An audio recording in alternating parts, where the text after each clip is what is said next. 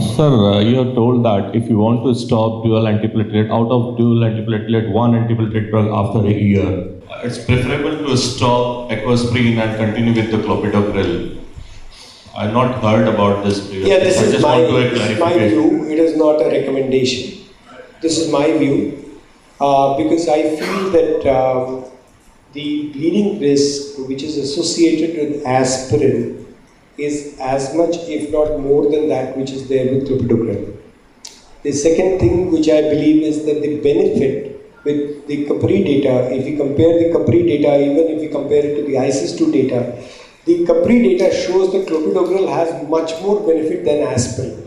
Now, you can argue both sides. This is a very personal point of view because I can tell you the counter argument that clopidogrel is not responsible in 30% of patients. Aspirin at least has modest or mild antiplatelet effect in the wide spectrum. Remember three things.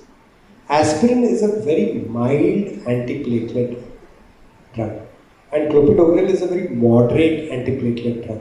So when I have a patient who I want to give now one drug, but I consider that he's at moderate risk, then I'll use a moderate antiplatelet drug. Or I'll continue to have him on a combination. Now, having people on combinations beyond 1 year is not recommended because it significantly impacts bleeding risk, and a lot of meta-analyses have been done because it impacts bleeding risk, silent bleeds, admissions, etc., etc., etc., and cost of care is seen to be much higher. So this is a very personal viewpoint, and I'm just giving you some food for thought.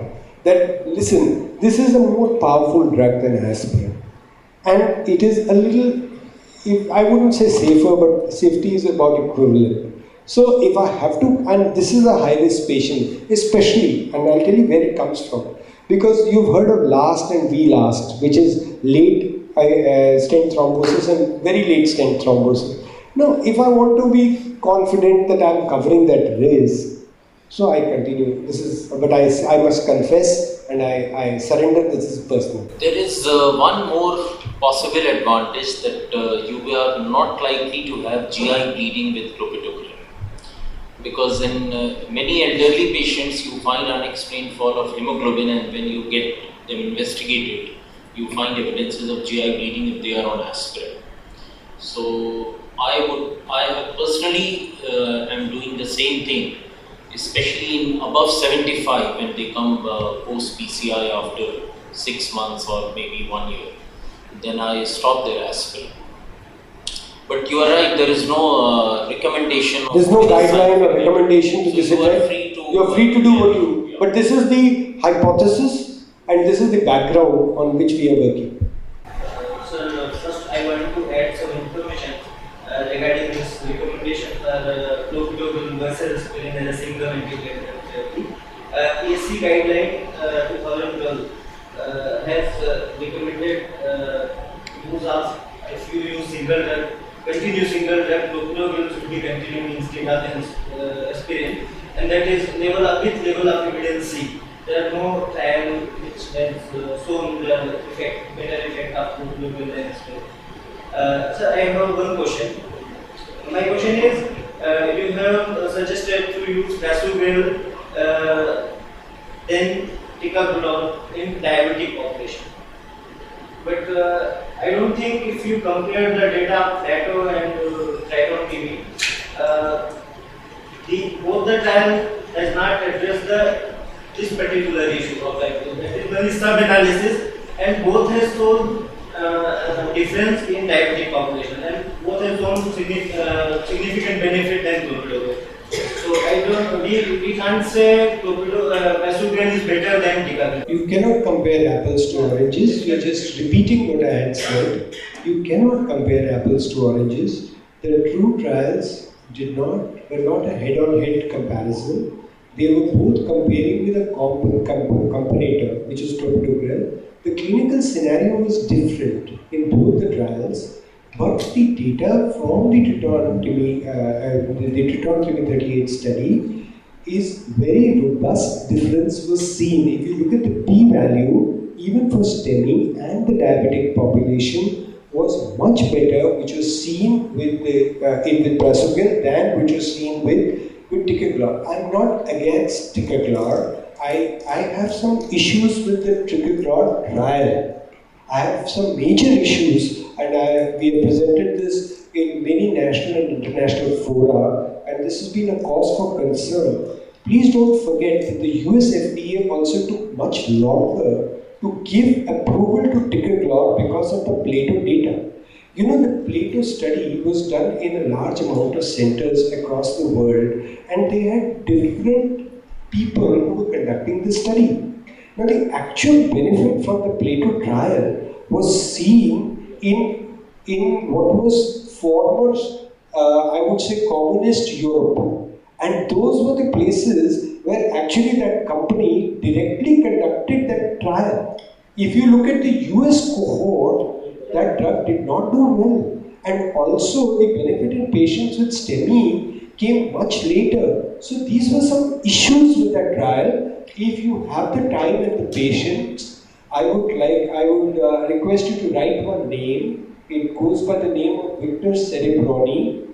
He has spent the last 5 years of his life only discussing and demystifying the Plato data. Okay, so if you go through that, you will find many more things. There are some potential benefits of ticagrelor which I have not discussed. Because ticagrelor is, after all, we use adenosine to prevent slow flow and no reflow. So the adenosine mechanism is similar. So it could be working through this mechanism. Secondly, do you know that when you co-administer statins with ticagrelor upregulates or upvalues the statin dosage by about 100% in some statins because of drug-drug interaction. So ticagrelor is don't get me wrong, ticagrelor is a great drug.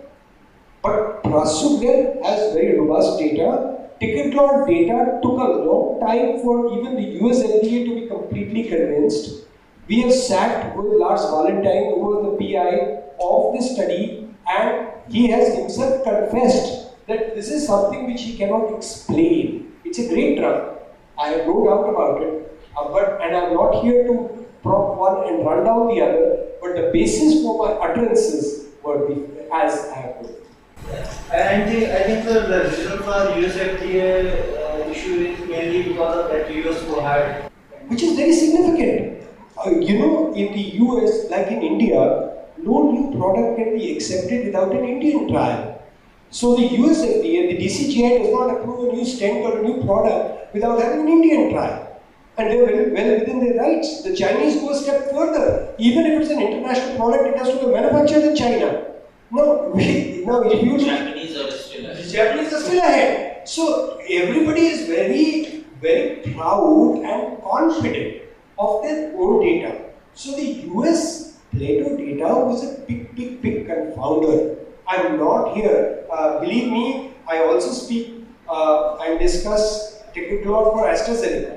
But at the same time, I point this out that this is an issue with this drug and the history of this trial. So this is science, it is not hypothesis. And see, even this recommendation of using a lower dose of aspirin with ticagrelor is just a surmise. I don't think they have yet proved it that this is...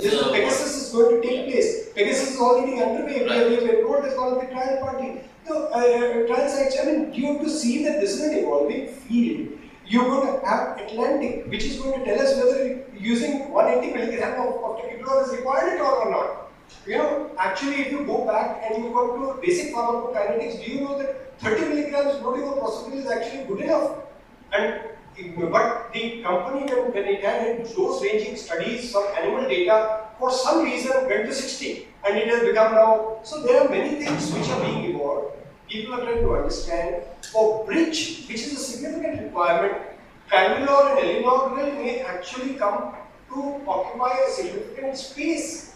And then all this about, having worries about patient going for surgery may go away. So we may, and it is my belief, again this is very personal, so I did not talk about it, that DAPT, the term DAPT in 3 years will be a thing of the past, which we will discuss was a historical entity. Because clopidogrel,